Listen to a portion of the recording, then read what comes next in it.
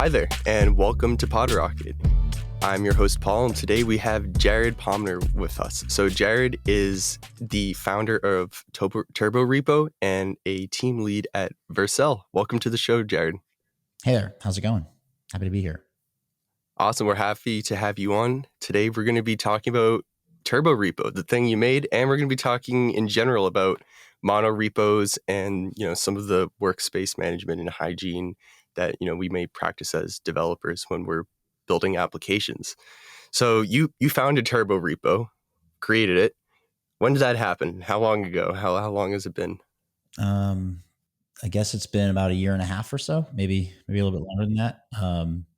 I was working on another project at the time, and I was really frustrated by how long it was taking to deploy this application that I was building, or several applications that I was building on a project. And on top of that, I had an open source project called TSDX, which is kind of like the Create React app, but instead of it being for like an application, it's for a TypeScript package. So if you've got a TypeScript NPM package that you want, if you were to do like TSDX create, it would generate this best practices boilerplate / CLI to do build and test and lint. And there's a GitHub issue raised to have TSDX for monorepos. And these two sort of forces combined into what ultimately became Turbo. And it's been really, really fun ever since. So Turborepo's some tool, some CLI sort of, set of packages to create, support, manage monorepos. Is there anything we would tack onto that to? Yeah, so I'd say that Turborepo is a monorepo build system and orchestrator. The genesis of this was I was very frustrated, as I mentioned, with my deploy times. And I looked and I was working on a bunch of Lerna projects. Lerna is another one of these tools. And what I realized was that this was the root of the issue. In order to reduce my deployment times, it wasn't about making things necessarily faster, it was just making them smarter. And so instead of always, let's say, rebuilding the entire code base or always redeploying something on every single change, the idea of Turbo is to do things more incrementally and only do what's necessary. And I got there by at first looking at, can I like kind of merge TSDX and Lerna together? And I was reading Lerna source code and realized that, this may not be the most efficient way of doing this. I wonder how this actually gets done at the biggest companies in the world. Like, what are they using? I did some research. I went down this rabbit hole of build systems and learned that the way that Google and Facebook build, test, and deploy their code is vastly different from the way we normally do it in the front end ecosystem. And a lot of the techniques that they've pioneered and been using just haven't made their way to the mainstream yet. And so Turbo is an attempt to take a lot of the best practices and ideas of some of these more sophisticated build systems and bring them to the masses. And in that sense, it does three things that are crucially important. It does caching, so it can remember what it's done before. It can do scheduling, so you can orchestrate the tasks you run in the order in which they run explicitly. And it can do incremental execution, so it can look at your Git history and figure out actually what's changed and what's impacted. So these like three things together can reduce build times by roughly 50 to 85% with in Turbo situation, a very, very, very, very, very limited amount of configuration.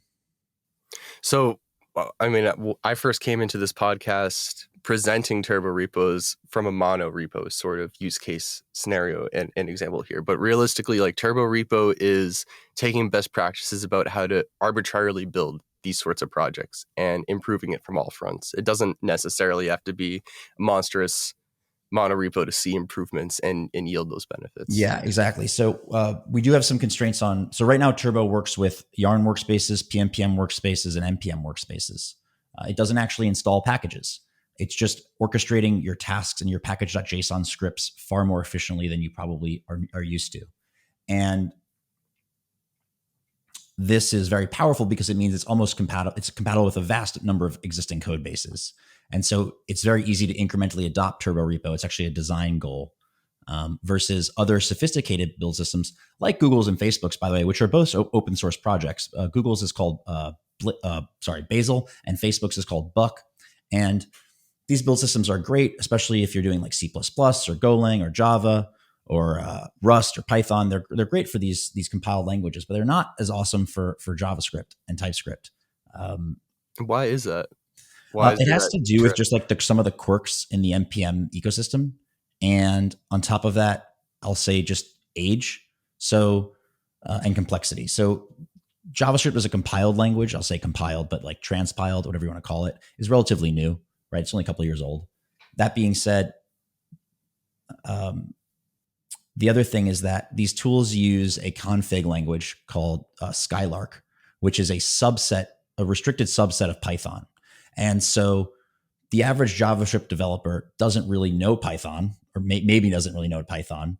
And so the idea of like configuring what are called build rules, which are like these presets for these different build systems in Python, and then also having JavaScript and also having TypeScript and also having, your meta framework or whatever this is, you're just like adding layers and layers of complexity.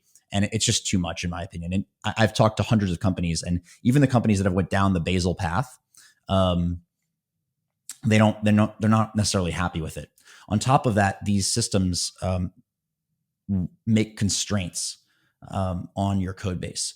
The biggest one is what is known as like hermeticity, and that is to make sure that builds are reproducible. And they force you to create they have a sandbox, and so you must declare like all of your native dependencies, and you must sort of change and alter your code base in a way that just doesn't jive with the way that most teams work in the front end and full stack space. And so this combination of like a little bit extra complexity or a lot of extra complexity, and then also the hermeticity constraint and sandboxing constraints just make it like kind of hard to work with.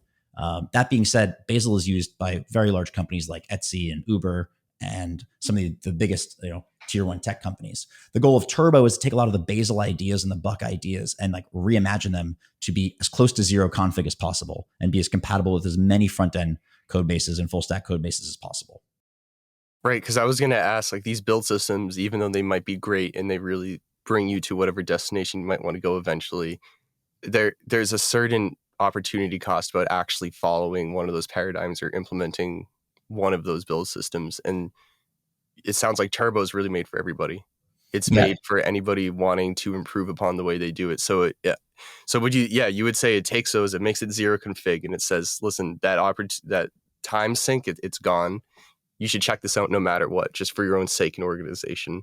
Yeah. So Gotcha. even if it's not like, so even if Turbo isn't going to necessarily cut your build times because of the way that your code base is set up, it's not a guarantee, but it's often it will. Mm-hmm. You'll still benefit from its orchestration layer and the way it can run tasks and collapse waterfalls. So instead of something like Yarn workspaces or PNPM workspaces out of the box, when you run like Yarn workspaces run something, it's going to run that in dependency first order. And Which could be a pain. well, no, I mean, you have to, right? But they're actually waste. If you're going to run two commands and you're going to run two commands back to back, like you're going to run test or build and then test or something like that, right? You're actually kind of wasting some idle CPU time because knowing the dependency graph and knowing you're going to run two commands, you can start testing when the dependencies have been built and continue building at the same time. So what Turbo can do is actually run multiple commands at the same time and sort of collapse these waterfalls, which reduces idle CPU time. And that is a material but useful boost in overall build time. So it runs this stuff at maximum concurrency. On top of that, where Turbo will improve upon just your base workspace is Turbo does caching. And so if Turbo has run a task before, and by say task, I mean a package.json script, Turbo can actually remember the outputs of that command. And the way that works is it looks at your source code, it statically analyzes it, it looks at your dependency graph, it statically analyzes that, and it creates a fingerprint of the state of the code base. And then it records the logs, and it then records the outputs that you've specified for that task. And then it keeps it in its cache. And whenever it runs a task, it actually checks the cache locally to disk first, and it will look for that fingerprint. And if that fingerprint exists, it actually doesn't even rerun the command because it knows it's done it before. So what it does is it takes the outputs of that, whether those be like CSS or JavaScript, whatever the outputted files were, and the logs, and it moves the outputted files back into the correct position and replays the logs instantaneously. And it does it in a matter of milliseconds. And so you can dramatically reduce your build time, or test time, check time, whatever the tasks are you're running through this technique. And even cooler than that is this cache doesn't just live on your own machine. It can actually be shared across your entire team and your CI through a technique that Turbo calls remote caching. So you could really use this to speed up your local development as well, because I know I'm always hammering make test and all that. Yeah. Right. Yeah. So Make is cool. Make is actually a great build system. It works a little differently than Turbo. Make looks at the modification time of the specified input files. And if the mod time of the file or folder is the same, it doesn't do anything, which is interesting. Yeah. So it's called it's called the dirty bit technique. And it works really well. The problem with Make is that it doesn't have a memory. So you can do that once and it just checks if it's done it before, and then it can skip. Mm-hmm. But if you do something, make a change, do something again, make a change, and you like Apple Z twice, right? It'll build it again because it's just looking at the mod time. It's not smarter than that. With Turbo, its memory is unbounded. It can remember everything it's ever done, especially if you connect it to a remote cache. It's almost like a Dropbox for its cache. And so if you hit Apple Z, Turbo will still be instantaneous. And that's really, really useful because when you talk about sharing and cutting down build times across machines, whether that be CI or your other teammates, you go into a multiplayer mode, which is far better than single player mode, if that makes sense. Faster with friends, as we like to say at Turbo. Could this reasonably also say improve my build time on a Git action if I had a remote cache and I point it there? I'm like, all right, just spend 1/10 of the time building it because it's only 10% build changed, right? Exactly. That's exactly it. So it could be it could be GitHub Actions, could be on Vercel, it could be on AWS, it could be wherever, it could be in a Docker container. And as you know, like Docker doesn't have, you're not going to boot this cache to the volume there. So having a remote cache can just use the parts of the last Docker build that you can in the current Docker build for a given application. So it's a very powerful technique, and Turborepo makes it zero config. Now, is this what we would refer to as incremental builds, as we have pieces that are built, remembered, and then recalled upon? Yeah, the term incremental builds, I think, is a little bit, it can sort of mean two things. It can either mean this type of caching, or it could also mean because you're only going to execute the work that hasn't been done before, or it could also mean that you're looking at the Git history and you're only going to strictly look at the packages or applications that are impacted by a change. So they're sort of like build what matters and only ever and never recompute work. Those are the two concepts, right? So there's sort of like when you say incremental, you're like, are you talking about build what matters, or are you talking about never recompute work? They're sort of both related, and they're both necessary to hit that peak performance. So you mentioned, Turborepo. It's not just a monorepo save all. It's not Lerna. What do you like besides there being all these additional features? Do you think that Turborepo could replace what Lerna is for many teams in terms of repo management, and how do they differ on that front, on the repo monitoring? Sure. So Lerna is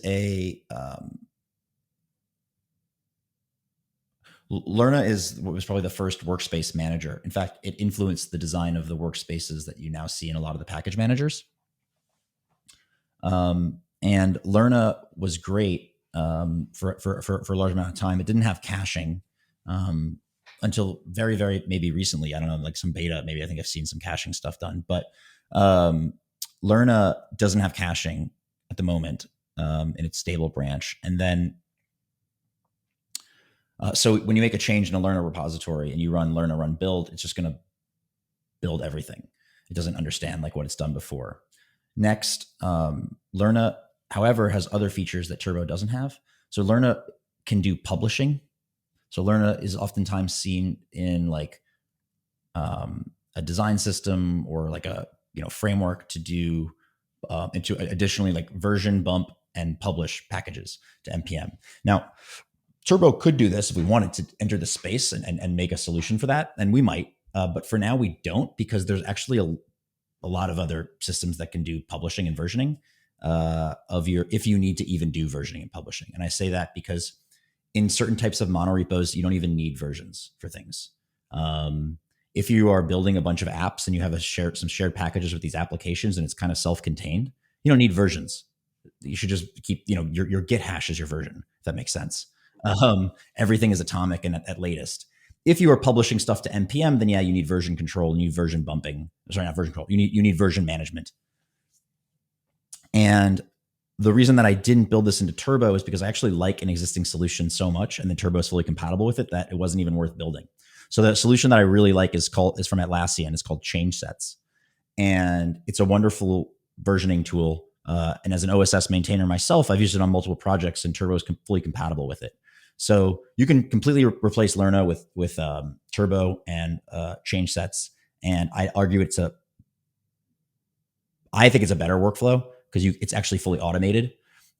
Change Sets has a GitHub action and also a GitHub bot that will automatically set up PRs for you and generate change logs for you, and then even publish to npm for you on merge. So there's no like, it's like designed to be 100% automated. So I really have been sort of leaning towards folks to do that.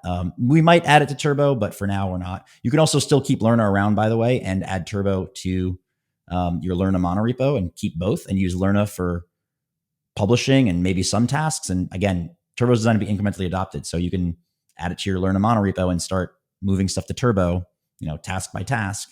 And then ultimately, yeah, keeping Lerna around for publishing if you need to publish, and use Turbo for like orchestration and task running.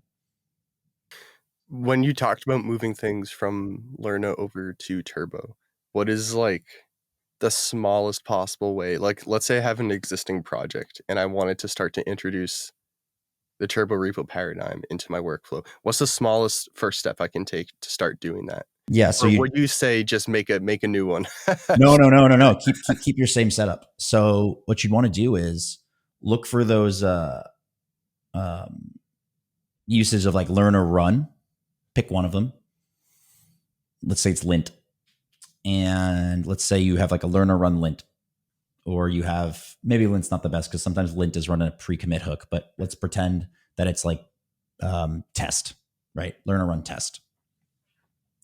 So what you would do is you create a turbo.json file and you'd add a key for your pipeline, and your pipeline defines something that's nuanced to Turbo that extends Lerna's functionality or goes beyond what Lerna can do. And you define a lint key, and you define that the task has maybe no dependencies, and it would not have any outputs, just to logs. And when I say by dependencies, what a pipeline is it's actually a declaration of the relationships between your package.json scripts.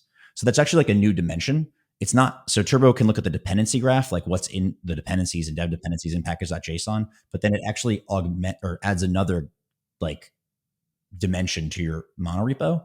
That is the relationship between your package.json scripts. And you define these by convention, if that makes sense. So you can say lint, a package's lint command, I'm just making this up, depends on its prepare command. Or you could say a package's test command depends on its dependencies build commands being done first, which is often the case, right? You want to make sure you only run a test if its dependencies are built, because it uses those dependencies in tests. Conversely, you could say something like a package's test command depends on its dependencies being built and its own build command being first completed. So maybe you want to test the built version of something, and you can express that rather easily. The other use case of the pipeline is to define the outputs of a given task by convention. And you use that with globs. So let's just take a Next.js app, for example. You've got a Next.js app, and maybe you've got like TypeScript package as well. You could say that okay, my build commands depend on their dependencies build commands completing, and they're going to either generate outputs to a .next folder or like a dist folder, and you can just say that. And now Turbo has complete information about um, running commands in the correct order and potentially running multiple commands at the same time. So and crossing those boundaries. So instead of what Lerna will do, which or PNPM or Yarn or NPM will do, which is run stuff just in dependency first order, now Turbo can actually do better than that because it understands the relationship between these tasks. So if you want to, if build depends on, or if test depends on build, and you say Turbo run test, it will know what to build, like what's necessary, if that makes sense. So back to your first question, let's add, like, how do we add Turbo to an existing Lerna project? If we were to choose like lint, we'd say, okay, our pipeline, we have a lint command in most of our packages. There's no file system outputs to a lint command, right? Just going to print to the console. And maybe it doesn't depend on anything because you can run ESLint at any time. And that's it. Now you're in Turbo run lint and you're good. And maybe replace wherever you had Lerna run lint. And same, go through like, and then you're good. You've adopted Turbo for your lint command, right? And that's it. So I think that would be like 3 lines of code, 4 lines of code. And so now what's funny about your lint command is I know there's a team of 10 on Vercel that saved over 67 days of TypeScript type checking and ESLint checking in the month of March. So that's days times 24 hours worth of CPU computation. Correct. Not cheap. No, it's saving trees as well, right? We're reducing emission CO2 and also like saving energy, right? But yes, like that saves just raw compute time. And so with 3 lines of code, 4 lines of code, they save like 67 days of compute time. So that's what we're talking about when I say like offering the maximum value for like the most minimum amount of work. And that actually they actually had to learn a monorepo. So this is exactly the situation that we just described. That's a wild saving. That's a night and day type of thing. Yeah. So like, what about this parallel execution thing that's going on? Like, how do you do that? How do you orchestrate it? How do you know how much room you have, or what technologies do you use to carry out this faster parallelized way of managing things? Sure. So a lot of it goes into the graph analysis and looking at that pipeline definition and then fanning that out, given the dependency graph. So there's 2 graphs that we think about internally. In this is in Turbo internals. The end user doesn't care about this or need to think about it, but there's 2 graphs. So first we look at the dependency graph and we read all the package.jsons. We look at the internal dependencies and the external dependencies, and we make a graph. And what I mean by graph is not like, an XY, like, like not like grid paper. I mean like social network type of graph, like with edges and nodes. And we create this graph and it's directed and it's actually acyclic, which means that there's no like cycles. So if you were to draw arrows between all the points, there'd be no circles, there'd be no loops. So that's called a directed acyclic graph. And this is a very well understood like space and mathematics. And there are a lot of tools to create these graphs and traverse these graphs. And Turbo has its own graph construction and then traversal system. And Turbo's graph, that's like, so it creates this, what we call the topological graph, which is the dependency graph. And then we also take the pipeline definition, which again describes the relationship between your package.json scripts very concisely. And then we take the dependency graph, and then we take this pipeline definition, and we create a new graph, which we call the task graph or pipeline. And that graph contains all of the package.json scripts and each one of their dependencies on other scripts. So it's more involved than just like going to every package and running build, right? Because build maybe depend on test or whatever you've described in your pipeline. We now construct this final task graph. Then we will make sure it's like sorted topologically, like dependency first order, and then we walk it. And we do that asynchronously. Turbo's written in Golang, and we use Go routines to walk at maximum parallelism. And it's very similar to Terraform's like traversal of its graph, if you're familiar with that tool. Yes. I mean, I used to use a good amount of Terraform. It was Yeah. better the worse the focus of what I did for a while. So does Terraform also run on Go underneath? I Yeah. actually don't Terraform's know. written It in Go as does. well. Yeah. So its DAG Gotcha. library is similar to Turbo's DAG library. There's some slight modifications Hmm. but they're very similar. Gotcha. So we run on Golang underneath, use Go routines. I mean, those are pretty magical. You got to Yeah, love they're how great. easy they are to kind of wrap your head around and not mess up.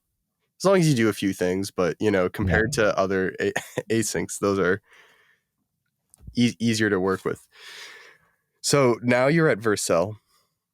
You've been acquired by Vercel. Can you tell us a little bit about a little bit about that? Because what was Vercel's motivation for really getting involved in Turborepo? Does Vercel like want to play with the other big tech players out there and say like, look, we have a really good build system that like we're working on with the lead developer, or was it more of like an internal marrying of projects that's going on? It's a good question. So the way it went down was so Turborepo was closed source at first, and we were offering the command line interface.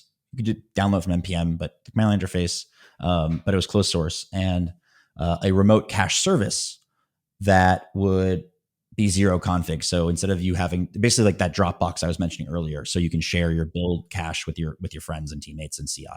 And we had some grand plans to build some awesome stuff. And I was going to raise a seed round from some venture capitalists. And Guillermo, the CEO of Vercel, has been a mentor of mine for many years, and he was going to be an angel investor in Turborepo, the company. As it came down to finally like close that round, Guillermo and I had a conversation. He was like, "Why don't you come build it at Vercel?"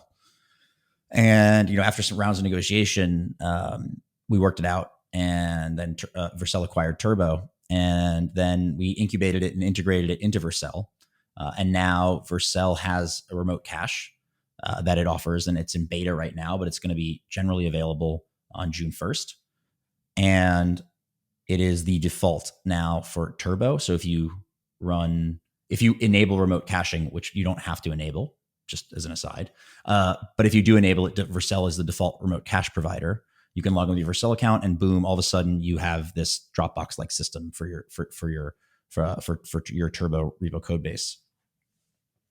And then Turbo Repo internally at Vercel is we use it on a lot of projects. It powers a lot of our monorepos in Vercel, and we're actually probably going to be investing further in Turbo in the sense internally by Berkish moving to a larger monorepo, all in the backbone of Turbo, powering that system.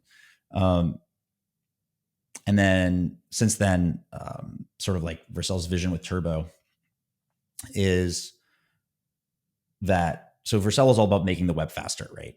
And that's one component of it. And Next.js and Svelte and all of the technologies and the platform itself, it's open source, it's platform are all about doing that. Part of that journey, making the web faster, is deployment and build. And so Turbo is, we like to joke, it's about making ship happen. Like, how do we enhance developer velocity? And Guillermo and I agree that when you enhance developer velocity, you enhance creativity and productivity, and wonderful things happen, and developers make better products. And so Turbo thus aligns like really nicely into the Vercel ecosystem, where Next.js or SvelteKit may be the best way of building a website, and Turborepo ideally is the best way to build a code base. And so it's just two sides of the same, it's just two different aspects of the same end goal, which is offer the ultimate developer experience. Do you think that anybody starting a Next.js project with create Next App, npx create Next App, should immediately look at Turborepo? I think it depends on the project. A lot of solo developers actually do now start their projects monorepo first, if that makes sense, because they know that they may have mobile applications. They know that they may have maybe an iOS app or an Expo app or React Native app. They know that they may have, they may want to separate their their docs from their blog, from their main application. And Next.js is great at that already, by the way. Like, if you use Vercel, it's very easy to like proxy these things back and forth. But at the same time, maybe you have a CLI as well. Like, you've got different stuff. So some solo devs go monorepo first. Personally, I do that on almost all my projects now. But if you can stay in a single Next.js app for, and build your whole application as one Next.js app and you don't need to, have a monorepo, that's awesome. Like I'm not suggesting the complexity, if that makes sense. But if you do need to, if you are working on, either you want to get ahead of this or you want to work this way from the beginning, and you think that you're going to need this type of multi application, multi-target code base, there's no better way to start than just like create Turbo, npx create Turbo, and go. And it gives you two Next.js apps, by the way, out of the box, and a shared UI kit. So you get started in best practices, okay. anyways. Yeah. Our magic command here is npx create Turbo. Create dash Turbo. Yeah. Create dash Turbo. All right, everybody, you heard it. npx create dash Turbo. That's the new thing to do. So what's next? Like, is there anything you're looking at from your chair and thinking, wow, that's a good win? Yeah. So we're always working on performance. Turbo was initially designed for CI/CD environments, and now we're actually refocusing our efforts on local development too. So we're working on a background daemon, and this background daemon will sort of boot up when you install Turbo locally, and it'll sit in the background and shut itself down. You don't have to worry about it consuming resources. But what its job is to look at the code base and do all the work that Turbo is already doing. But instead of doing it when you run Turbo whatever, run build, it's going to run it ahead of time, or do as much as it can do ahead of time, so that the next time you run Turbo, as much work has already been done before. It's even faster. And then also it'll be responsible for managing your cache asynchronously. So instead of waiting to upload stuff to your remote cache, because we have this other process, the main Turbo CLI can just be like, oh yeah, we're going to go cache these things when you have a moment, but we're going to stop where we're doing. When you have a moment, here's go upload that stuff and download that stuff to cache. And so there's just like some cache management stuff that we'll be working on that, again, it'll just make local development even faster because you're not blocking. It won't have massive changes to ultimately, if you're just using Turbo in CI, or like, it's not going to make a huge difference, but it will make that local development experience a lot cleaner. We're also working on presets, which will be like, instead of having to manually configure everything for like Next.js or TypeScript, and we're just going to have sort of pre-made presets that'll be installable and runnable, so that you just have to do even less configuration, and you'll be able to write your own as well. So those are the things that will probably come out this summer, or probably maybe by the time this podcast gets published, they'll be out. Some of them will be. But yeah, that's what we're working on in the near term. One thing that I just love about Vercel in general, and it sounds like your branch right here, Turborepo, is really embodying these values, is like there being a way to really quickly and automatically get going, but you can always drill down and affect these custom parameters. They just have a very good way of determining this balance for developers. At least I found using their tools, it's like really easy to get up and going. You realize benefits right away. It sounds like, yeah, Turbo's like immediately the same thing. I can really download it and get going. And these performance improvements you're talking about, like the daemon, we won't even know about it. It'll just be going, and then you won't even know about it. It'll just happen in the background. It'll be all of a sudden so fast. Yeah, they'll just be even faster. So that's our philosophy at Vercel, is to give you good defaults, but give you also great escape hatches. And escape hatch, that's a good word. Yeah, you need the escape hatches, and you definitely, there doesn't mean you can't shoot yourself in the foot, but ideally the happiest path is good and like useful, right? The kind of I think Next is really good at this, where like, I think internally the team would like to never see next.config.js. Like, that shouldn't exist. Like, it's almost like a smell when it happens. Like, it's not, by the way, it's not, but like, it kind of is. It means their defaults are like not right. Right. If that was like a repeated thing to see.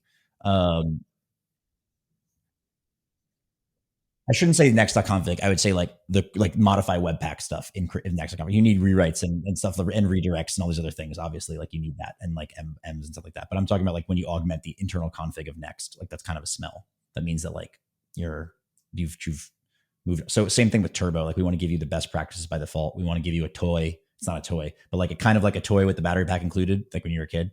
We want to make sure the battery pack is included so you can use the thing immediately. Versus other frameworks or technologies that are like maybe fully plugin oriented, and you need to like install some 7 or 8 plugins to just like do it what you want to do, and you need to remember which 7 of those were, and and then every single version of it kind of is different, and you can't really share code because they all have different plugins. Like that's not great. So we're sort of against that at Vercel. So we want to make sure that we give you out of the box best practices, whatever, with quotes, but best practices, and what we determine that, and then also give you an incremental adoption path and migration path to newer and better features. Like for example, Turbo's daemon, right? That's just going to happen. It's just going to happen one day, and you're not going to care or know about it, except that Turbo's going to get way faster. And it'll be really exciting for folks when that happens. It's like, wow, my computer just got upgraded. Right, exactly. Yeah. Exactly. Well, Jared, we're running up on time here. But as we wrap up, do you have any resources that you'd like to point people to? Like what's the Turbo website? Turborepo.org. Turborepo.org. Does that have a slash between turbo and repo, or is it one word? It's all one word. One word. Okay. Turborepo, like monorepo, but with turbo. Gotcha. And any other shout outs or other links that you'd like to direct people? Yeah, I mean, we're at Turborepo on Twitter, Vercel.com. Vercel is a hosting provider. It's the best way to host full stack and front end web applications, whether it be Next.js, Svelte, Gatsby, Remix, Create React app. Vercel is likely the platform for you. It's got a Git-like workflow where you make a change and can automatically see a preview of your change on a branch in a matter of seconds usually, or however long it takes you to build. Hopefully, in the case of you're using Turbo, like seconds. And it's a wonderfully collaborative and amazing platform for developers. So if you're thinking about moving to or looking at alternative providers to, let's say, your bare bones AWS setup, I would say that you should have a look at Vercel. That really is the ultimate developer experience. And then Turborepo is a nice complement to that. If you're looking to build an awesome code base that's super fast, Turborepo is probably the right place to get started. Awesome. Well, hopefully some people will get, notified about this who have never heard of Turborepo. And for anybody that hasn't checked out Vercel's hosting services, definitely, if you're looking for an easy way to make mom's website or even a bigger one, like big websites too, though. Oh yeah, even a big one. I can personally attest it's a good experience, and definitely check it out. Yeah, cool. Well, thank you for coming on the podcast, Jared. And hopefully we'll see you around sometime in the future to learn about the updates and what has happened since now for Turborepo. Thanks so much. And if you want to follow me on Twitter, I'm at Jared Palmer everywhere, and at Turborepo and at Vercel if you're interested in following along. But thanks again. I really appreciate it. Thank you.